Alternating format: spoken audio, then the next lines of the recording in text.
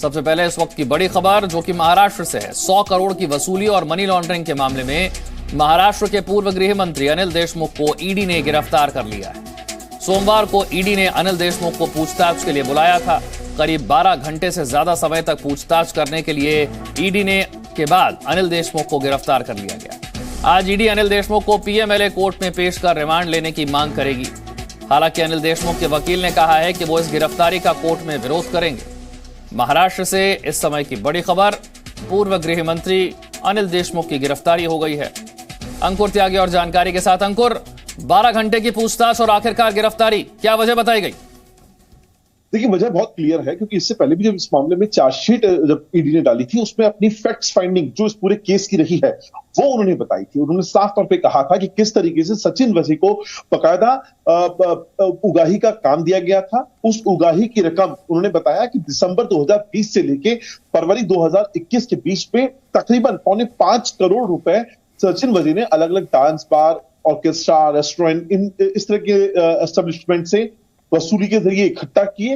वो पैसा कुंदन शिंदे और सचिन पलांडे, ये दोनों पीए हैं, पर्सनल असिस्टेंट भी हैं अपने उस वक्त तत्कालीन गृह मंत्री रहे अनिल देशमुख के, उनको दिए गए। और वहां से ये पैसा दिल्ली के 2 व्यापारी हैं, सुरेंद्र कुमार जैन और वीरेंद्र जैन, इनकी जो पेपर कंपनीज होती हैं, यानी जो कंपनी पेपर पे तो एग्जिस्ट करती है लेकिन उसका अपना कोई अस्तित्व नहीं होता, कहीं उसका ऑफिस नहीं होता, कोई उसका बिजनेस नहीं होता, इस तरह की कंपनी के में इनको ट्रांसफर करा दिया गया। उसके बाद बैंकिंग के अलग अलग लेयर्स बनाकर, फर्जी शेल कंपनीज बनाकर वही पैसा एक नागपुर में एक श्री साईं शिक्षण संस्थान है, वहां उस एनजीओ में डाल दिया गया।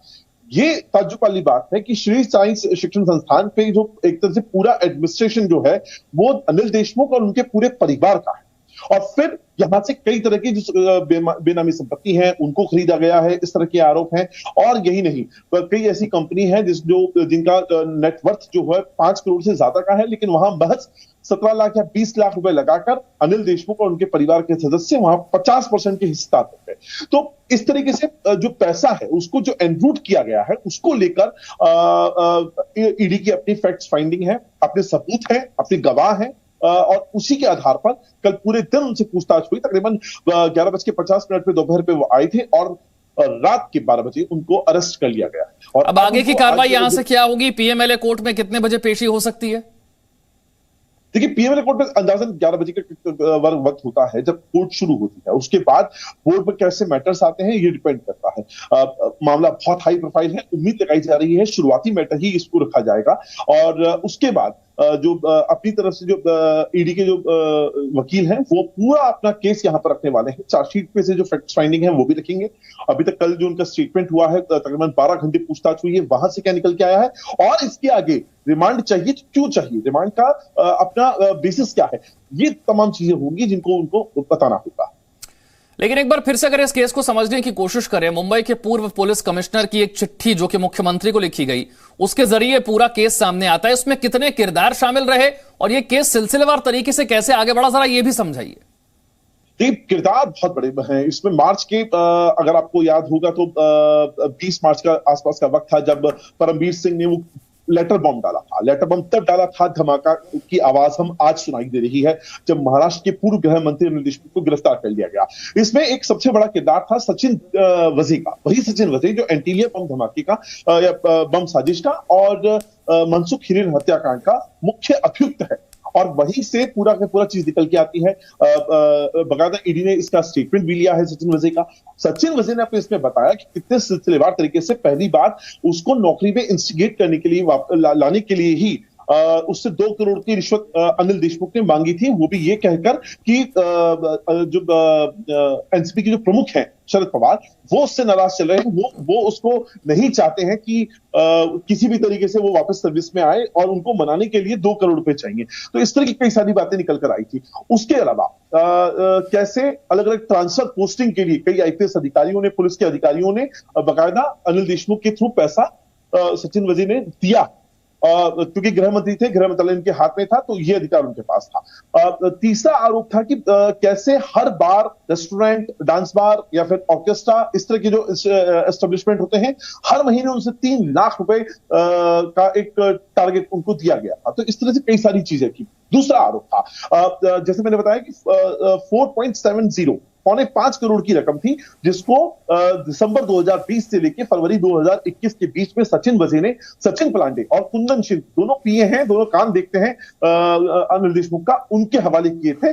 और इसके यही वो टाइम है जब श्री साईं शिक्षण संस्थान जो एनजीओ नागपुर में है, उसमें सुरेंद्र कुमार जैन और वीरेंद्र जी, जो दिल्ली की कंपनी, ये आरोप लगाने की शुरुआत की मुंबई के पूर्व पुलिस कमिश्नर परमवीर सिंह ने।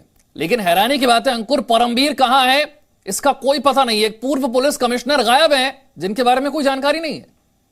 देखिए, एजेंसीज लगातार इस बात को खोज रही हैं। खुद स्टेट गवर्नमेंट हैं, जो गृह मंत्री हैं दिलीप वलसे पाटिल, उन्होंने भी साफ तौर पे कहा है कि हम जो नेशनल जो जांच एजेंसीज हैं उनसे लगातार संपर्क कर रहे हैं और उनको इस तरह की बातें पता चली हैं कि जो परमवीर है वो देश छोड़ के जा चुके हैं। अब कहां गए हैं, रूट क्या रहा था, कैसे छोड़ के जा सकते हैं, ये तमाम एक अलग जांच का विषय हो जाता है। क्या ये आरोप थोड़े से हल्के हो जाते हैं क्योंकि जिस शख्स ने आरोप लगाया वो खुद ही गायब हो गया?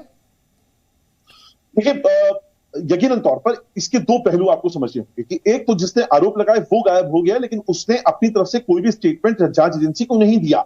ईडी ने जो भी गिरफ्तारी करी है उसकी फैक्ट फाइंडिंग्स हैं। उसने जो अभी तक की जांच करी है, लगातार 3 महीने से अनिल देशमुख को पूछताछ के लिए और स्टेटमेंट देने के लिए बुलाया जा रहा था, वो लगातार उससे बच रहे थे। वो एक लीगल इम्यूनिटी की तलाश कर रहे थे, इसलिए वो बॉम्बे हाई कोर्ट और तरह की कोर्ट्स में जा रहे थे। लेकिन जब 29 तारीख को उनको उससे किसी भी तरह की इम्यूनिटी नहीं मिली, इसलिए उनको मजबूरन कल आना पड़ा।